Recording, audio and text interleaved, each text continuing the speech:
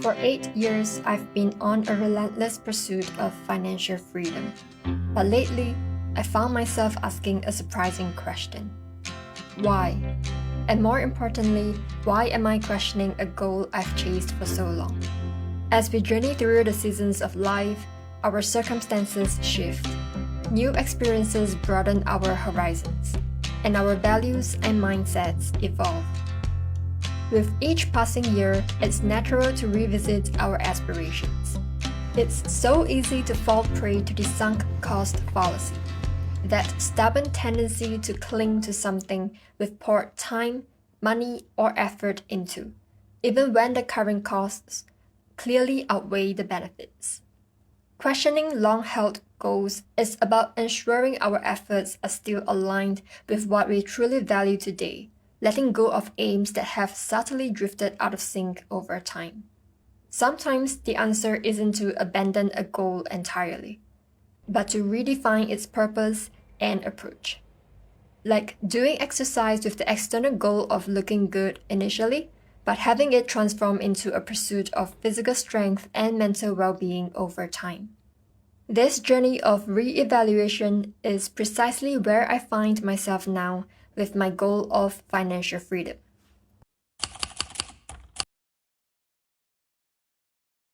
To truly know if a goal remains aligned, we have to revisit its origin. Why did I want to achieve financial freedom all those years ago? And is that original why still important to me today? My pursuit of financial freedom began around the time I started my first corporate job. On the surface, I told myself it was about gaining freedom and control. Control over how I spent my time, where I directed my energy, and simply having the power to choose and have options. These were all things that felt severely limited by a typical 9 to 6 corporate grind. With freedom being one of my highest values, it seemed obvious that I wanted to build a financial fortress to protect that freedom. And yes, as my wealth grew, with every new dollar added to my net worth, I did feel incrementally more free. But here's the twist. I wasn't actually any happier. In fact, I became more obsessed, more impatient to get there. Something wasn't adding up. If accumulating money and the freedom it brought wasn't making me as happy as I expected, was I missing something crucial in my equation? So I dug deeper. And that's when a different, more nuanced factor in my relationship with money emerged.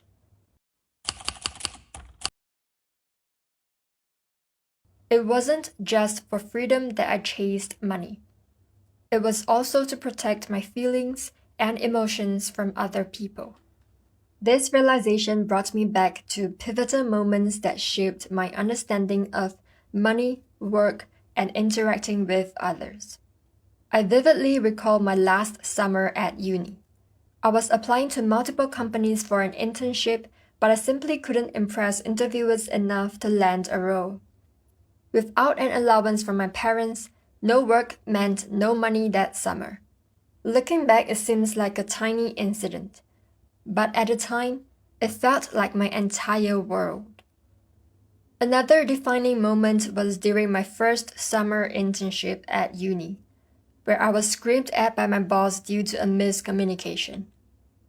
These two incidents combined, rejection became directly associated with not having money, and the idea of having to take what was thrown at me became a necessary evil if I wanted to earn a living. Subconsciously, I solidified a powerful belief. With money, I wouldn't have to impress people to get a job, or endure unpleasant interactions just to earn a living. With money, I could build a financial fortress to shield myself from rejection and difficult human encounters. But no, I wasn't actually feeling happier with more money. Because a problem that came down to my personal ability to interact with people and deal with adversity, and that wasn't a direct result of a lack of money, could not be solved with money.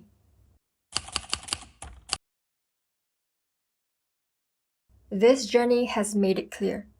I have to work on myself. I need to improve my capacity to handle adversity like rejections and develop my interpersonal skills. These were the underlying issues that triggered my initial association of money as the ultimate solution. Until I address these fundamental challenges and bring myself to a state of peace with them, no amount of progress toward my financial freedom goal will make me genuinely happy with money. So the next crucial question is, does the goal of financial freedom still align with me now that I've uncovered these deeper motivations and triggers? My answer is a resounding yes, but with a completely different vibe and approach. I used to feel stressed out and utterly obsessed with the need to achieve financial freedom. Now, however, I want to see financial freedom as a tool to elevate my life to the next level and to genuinely live on my own terms. I want to approach it as something I want to achieve rather than desperately need to achieve.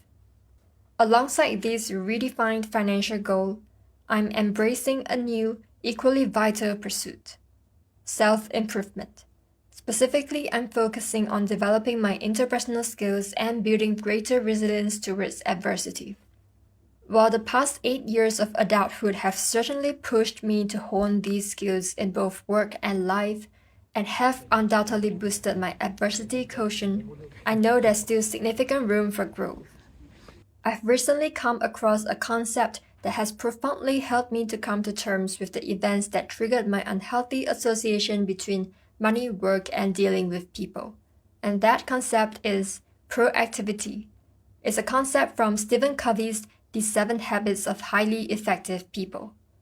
Proactivity at its core means taking responsibility for your own life and actions, rather than pointing fingers at circumstances or others for your situation.